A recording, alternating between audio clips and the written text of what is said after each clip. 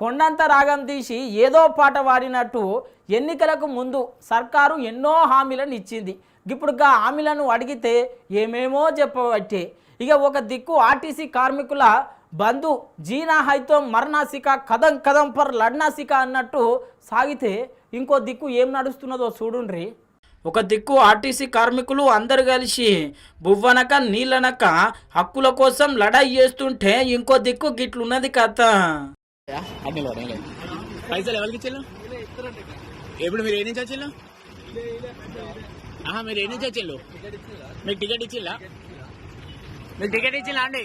తాగండి తాగండి. మీకు టికెట్ ఇచ్చిల్లా? బస్ ఫ్రీ ఫ్రీ ఎవరు చెప్పి నువ్వు టికెట్లు ఇచ్చిల్లా? మీ టికెట్ ఇచ్చినావా? టికెట్ ఎవరు పైసలు ఎట్లా వసూలు చేస్తున్నావు? మీకు సంబంధం లేదు. కాదు మీకు టికెట్ ఇవ్వదని ఎవరు చెప్పిల్లు? ఎవరు ఫ్రీ అన్నారు? అంటే వీళ్ళు మొగోళ్ళకు కూడా టికెట్ తీసుకోవద్దని చెప్పిల్లా? చెప్పు, మొగోళ్ళకు కూడా వీళ్ళందరూ ఫ్రీగా తీసుకొచ్చినావా? ఏ నుంచి తీసుకొచ్చినావు? తొర్రూరు నుంచి వీళ్ళందరూ ఫ్రీగా తీసుకొని వచ్చినావు. ఎవరు టికెట్ తీసుకోలేదు. మొగోళ్ళ దగ్గర కూడా పైసలు అన్న మీకు మీ దగ్గర పైసలు తీసుకున్నాడా? ఫ్రీగానే తీసుకొచ్చినా? ఫ్రీగానే తీసుకొచ్చినా అన్న? మీరు అందరు ఫ్రీగా మొగ ఎవరు పైసలు ఇయ్యలే? అంతా ఫ్రీ.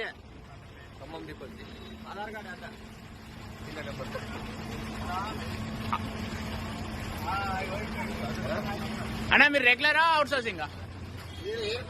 అదే పర్వాలేదన్నా. మీ ఎయిర్ బస్ నాకు తెలుసన్నా. అట్లా అంటలేము మీరు మాకు. కాదన్నా మీరు నిన్న వచ్చినందుకు అంటలేము. వీళ్ళకి టికెట్లు ఇచ్చిల్లా? ఫ్రీగా వచ్చిల్లా? మొగోళ్ళు కూడా ఫ్రీగానే వచ్చింది. Okay, thank you. అంతే మిమ్మల్ని. అగో విన్నారు కదా, ఒక దిక్కు ఆర్టీసీ కార్మికులు లడాయి చేస్తుంటే ఇంకో దిక్కు ప్రైవేటు డ్రైవర్లను పెట్టి పబ్లిక్ ను గిట్ల పంపిస్తున్నారు. మళ్ళా గలకు టికెట్లు తీసుకునే దిక్కు కూడా లేకపోయే. గట్లున్నది పరిస్థితి. ఇప్పుడు ఆర్టీసీ కార్మికులు లేకపోతే గందుకే అంటారు మళ్ళా సర్కారు పని చేసేటోళ్లను సల్లగా చూసుకుంటే రాష్ట్రం సల్లగా ఉంటదని. ఇక ఇప్పుడు ఈ వీడియో సోషల్ మీడియాలో మస్తు వైరల్ అవుతున్నది. ఇక టికెట్ లేకుండా వచ్చినందుకు ఈ అన్నోళ్ళు అయితే ఫుల్ ఖుషి అవుతుండొచ్చును.